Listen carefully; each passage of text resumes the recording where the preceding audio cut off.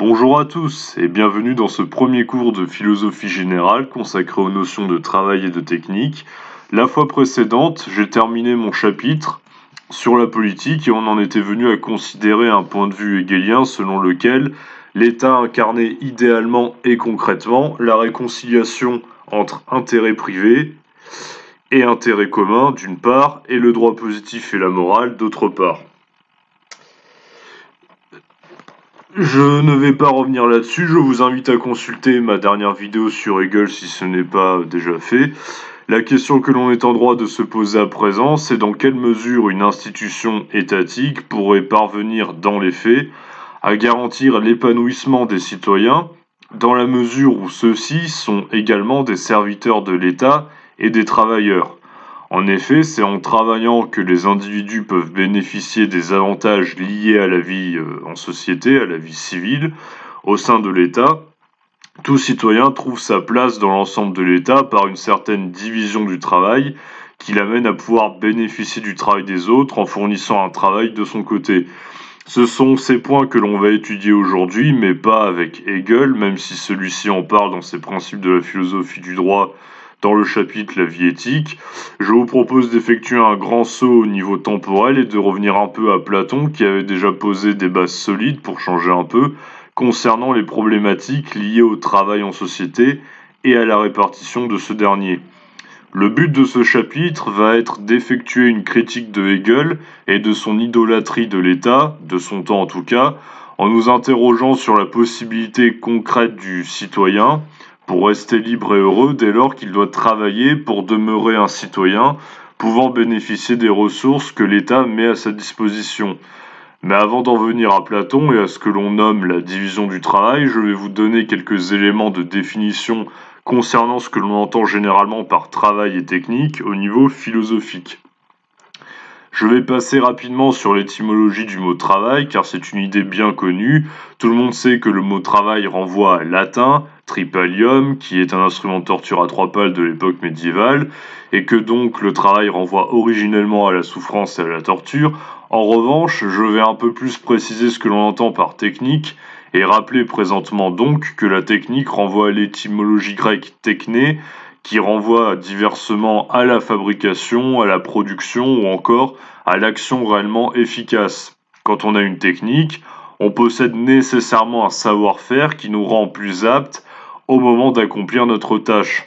On constate donc qu'on ne peut pas réellement penser le travail et la technique de manière véritablement séparée, car si le travail peut se définir comme une activité laborieuse et pénible,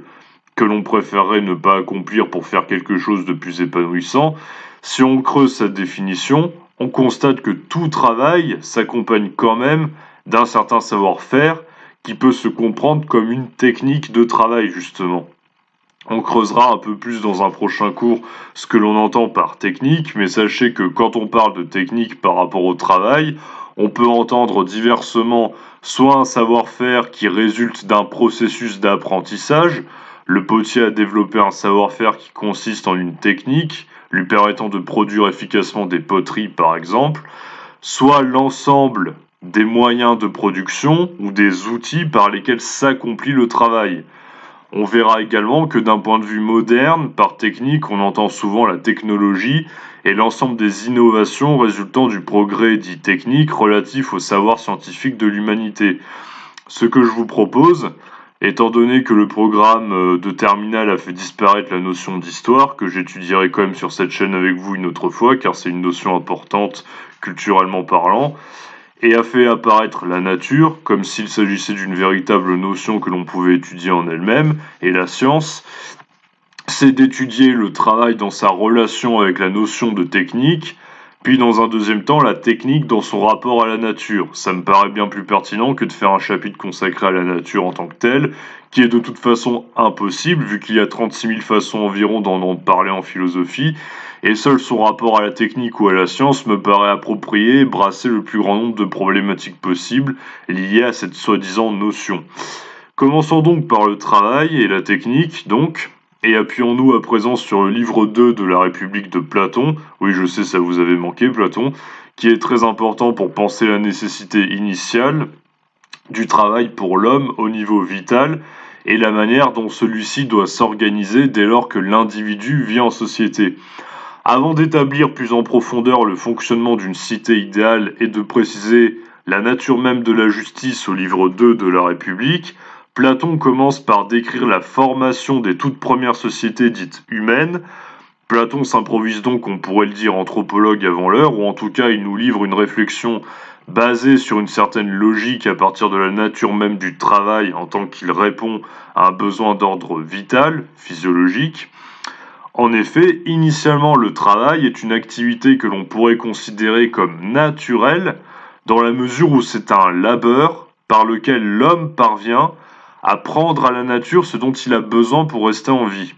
Spontanément, un jeune un peu naïf dira, et naïf je suis gentil, dira que le travail c'est une activité salariée qui donne lieu à de l'argent, mais non, fort heureusement l'humanité n'a pas attendu l'invention de la monnaie comme moyen d'échange pour commencer à travailler, sinon elle ne se serait jamais développée.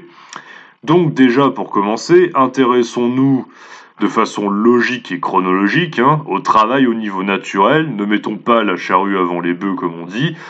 Donc on va s'intéresser au travail au niveau naturel et primitif, avant même de parler d'argent, car la nécessité de l'échange est venue après, comme le montre bien Platon. En effet, Platon se demande comment l'humanité faisait avant que la toute première cité ne soit bâtie, et il en vient à la conclusion qu'il y avait un ensemble de petites communautés isolées les unes des autres, et essayant de vivre de manière autarcique, c'est-à-dire en parfaite autonomie.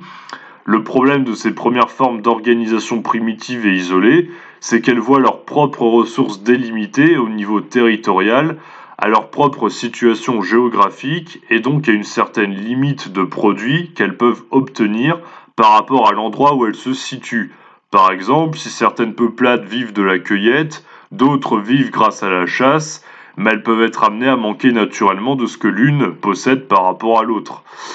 On peut tout à fait concevoir qu'en fonction de sa situation géographique, une communauté rencontre davantage de gibier pour se nourrir, tandis qu'une autre aura naturellement un sol plus fertile pour pouvoir planter des arbres produisant des fruits, du fait que le climat ne soit pas le même. Par conséquent, nous dit Platon, la toute première cité, ou cité du besoin, est un premier grand regroupement d'individus qui sont reliés par une nécessité d'échanger le fruit de leurs ressources respectives. Les toutes premières organisations politiques naissent donc de deux choses, la richesse des besoins humains d'une part, et la pauvreté des ressources de chacun d'autre part. C'est le fait que les hommes ne puissent tout obtenir et tout cultiver par eux-mêmes, à l'échelle de leur propre territoire, qui donne lieu à la nécessité d'échanger, et les toutes premières cités sont donc des regroupements de communautés qui vont échanger le fruit de leur propre travail afin de bénéficier du fruit du travail des autres. Vous l'aurez donc compris, le travail comme activité naturelle liée à l'obtention de ressources permettant la survie est indissociable d'une certaine organisation et c'est la nature de cette organisation qui va donner lieu à la possibilité à chacun d'être libre ou heureux en société. Comment s'organise le travail donnant lieu aux échanges de biens une fois la cité mise en place? Eh bien, Platon développe ici une réflexion très intéressante, une fois encore, pour répondre à ce point en comparant deux formes d'organisation possibles du travail. La première forme d'organisation du travail repose sur une absence de division du travail et sur une certaine polyvalence, tandis que la deuxième forme d'organisation repose sur la division du travail précisément, telle qu'elle inspirera, comme on le verra plus tard, les réflexions libérales d'Adam Smith notamment. Dans la première forme d'organisation, on ne peut pas dire que les hommes parviennent à bénéficier réellement de l'intérêt qu'ils ont à vivre en société, puisque le travail n'est pas spécialisé justement. En gros, cela signifie que chaque individu doit tout faire lui-même. Il doit cueillir le matin et pêcher l'après-midi par exemple. Bref, il ne se spécialise dans aucune tâche et par conséquent, il y a deux inconvénients majeurs, c'est qu'il n'approfondit ses compétences dans aucun domaine et il ne sera jamais qu'un cueilleur ou un pêcheur médiocre ou moyen par exemple. Mais surtout, le gros problème, c'est qu'il perd littéralement sa vie à essayer de la gagner et ne peut jamais dégager de temps libre pour se reposer suffisamment et s'épanouir. C'est donc la division du travail, l'atout considérable qu'offre la formation d'une cité d'après Platon, car d'une part, chaque individu peut exceller dans son domaine, du fait que les tâches soient partagées et réparties en fonction des capacités et des aptitudes propres à chacun, et d'autre part, chaque individu, en travaillant, peut bénéficier du travail de son prochain. Travailler me donne le droit, en somme, de pouvoir avoir accès aux biens que met à disposition le reste de la société et le travail des autres. D'après Platon, la première division du travail est celle qui correspond aux besoins primitifs, les plus élémentaires donc. Il y a d'abord les tisserands, puis les architectes et les agriculteurs. En effet, de quoi a besoin l'homme de la façon la plus fondamentale, chronologiquement parlant? Eh bien, d'être vêtu, ce à quoi correspond le métier de tisserand, d'être logé, ce à quoi correspond le métier d'architecte, et d'être nourri, ce à quoi correspond le métier d'agriculteur. Diviser le travail permet donc de rassembler les hommes à partir d'une communauté d'intérêts. Tout le monde a besoin d'être vêtu, logé et nourri, mais personne ne peut être à la fois un excellent tisserand, un excellent architecte et un excellent agriculteur. Il est donc nécessaire de partager les tâches afin d'exceller dans un domaine précis et de pouvoir bénéficier de temps libre qui est permis justement par cette organisation du travail. La division du travail ne sépare pas réellement les hommes, car elle renforce au contraire le lien d'interdépendance qui les unit. Elle fait apparaître plus que toute autre chose le besoin qu'ont les individus à s'unir en société pour pouvoir bénéficier du travail de son prochain tout en ne perdant pas sa vie à essayer de survivre et avoir accès à un minimum de temps libre. Concernant le fait d'avoir du temps libre pour soi, c'est une problématique liée à la notion de travail qu'on étudiera plus dans le détail une prochaine fois. Retenez bien en attendant que le travail trouve sa forme la plus aboutie en étant divisé, car cela permet à chaque individu la spécialisation et le temps libre en dehors de son activité. Vient alors un nouveau problème, lié à la notion d'échange que certains ont cru bon de supprimer du programme de terminale, qui est toujours en lien avec la notion de travail, puisque cela porte sur le produit de l'activité laborieuse que constitue le travail. Le travail, on l'a vu, donne lieu à un produit, et ce produit sera l'objet d'une consommation qui répond à un besoin spécifique. Or, comment évaluer le fruit du travail d'un individu? En effet, d'après Platon, le commerce et la nécessité de l'échange est indissociable de la division du travail, et on peut même dire que c'est la matérialisation concrète du lien qui unit les hommes à partir de leurs besoins respectifs. Il unit les individus qui auraient pu rester séparés et isolés dans les premières formes d'organisation primitive, comme on l'a vu précédemment. Par conséquent, comment évaluer le fruit du travail des individus afin de permettre l'échange des ressources? Est-ce que le troc est suffisant? Le troc, c'est un moyen d'échange primitif, c'est quand on échange le fruit de son travail contre le fruit du travail d'un autre directement.